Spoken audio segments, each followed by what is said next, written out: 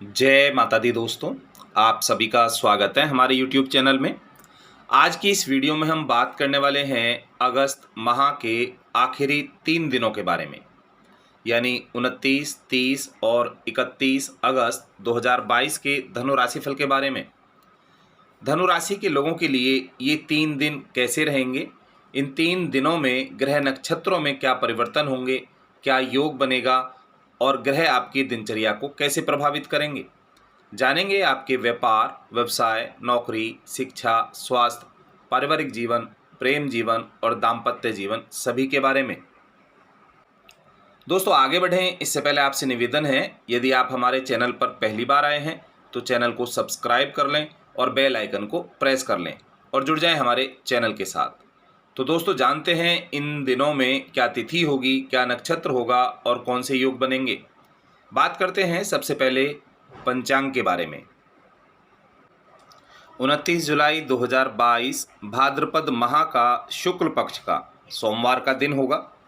द्वितीया तिथि दोपहर 3:22 तक रहेगी। इसके बाद तृतीया तिथि शुरू हो जाएगी। साध्य योग अगले दिन सुबह 1:03 तक रहेगा। फिर शुभ योग शुरू हो जाएगा। उत्तरा फागुनी नक्षत्र रात 11:05 तक रहेगा। इसके बाद हस्त नक्षत्र शुरू हो जाएगा। सूर्यदेव सिंह राशि में विराजमान होंगे और चंद्रदेव कन्या राशि में विराजमान होंगे। राहु काल का समय सुबह 7:33 से सुबह 9:09 तक रहेगा और अभिजीत मुहूर्त सुबह 11:56 से दोपहर 12:47 तक रहेगा। बात करें 30 अगस्त की तो शुक्ल पक्ष का मंगलवार का दिन होगा। तृतीया तिथि दोपहर 3:35 तक रहेगी। फिर चतुर्थी तिथि शुरू हो जाएगी। शुभ योग अगले दिन सुबह 12:04 तक रहेगा। इसके बाद शुक्ल योग शुरू होगा। हस्त नक्षत्र रात 11:50 तक रहेगा। इसके बाद चित्रा नक्षत्र शुरू हो जाएगा। सूर्यदेव सिंह राशि में विराजमान होंगे, चंद्रदेव कन्या राशि में विराजमान होंगे। राहु काल का समय दोपहर 3:33 से शाम 5:09 तक रहेगा और अभिजीत मुहूर्त सुबह 11:56 से दोपहर 12:47 तक रहेगा। बात करें 31 अगस्त की तो शुक्ल पक्ष का बुधवार होगा। चतुर्थी तिथि दोपहर 3:25 तक रहेगी। इसके बाद पंचमी तिथि शुरू हो जाएगी। शुक्ल योग रात 10:47 तक रहेगा। इसके बाद ब्रह्म योग शुरू हो जाएगा।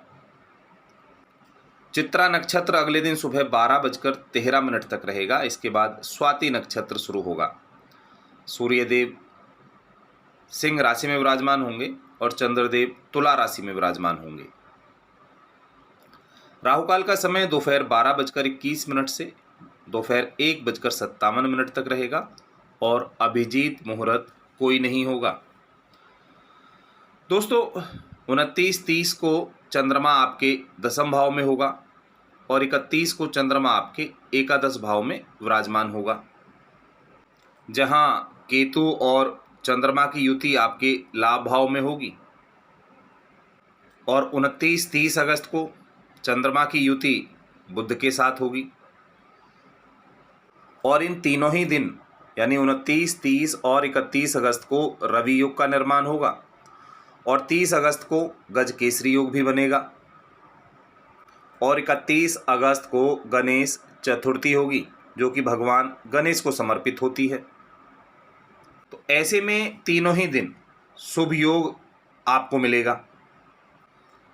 चंद्रमा को वैदिक ज्योतिष में मंत्री पद प्राप्त है और चंद्रमा को मन का कारक भी कहा जाता है।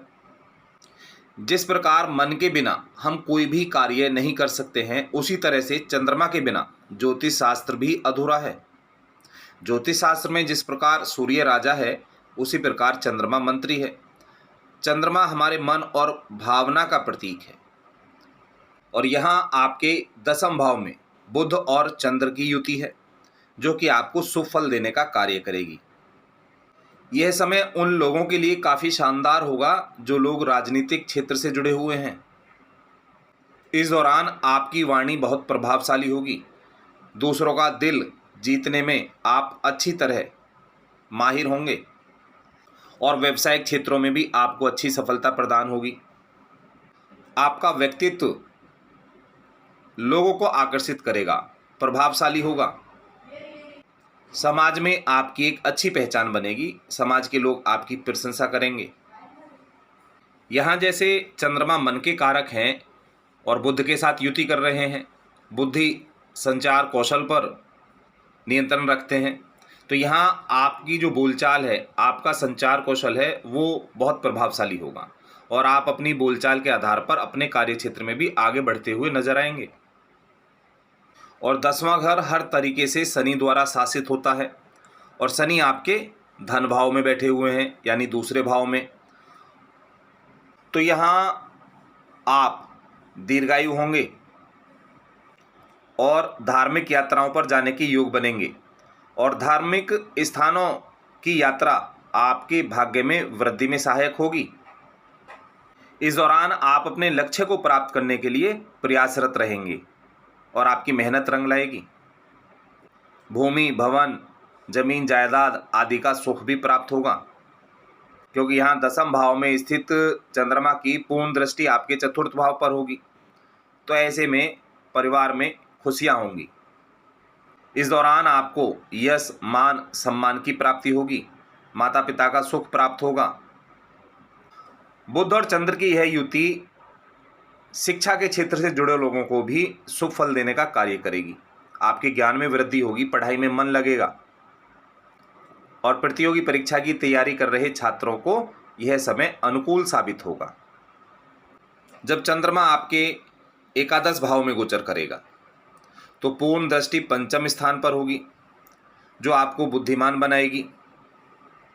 इस दौरान आपके अंदर कुछ नया करने का, कुछ नया सीखने की एक जज्बा पैदा होगा, जो आपको अपने व्यापार में, व्यवसाय में आगे बढ़ने के लिए प्रेरित करेगा।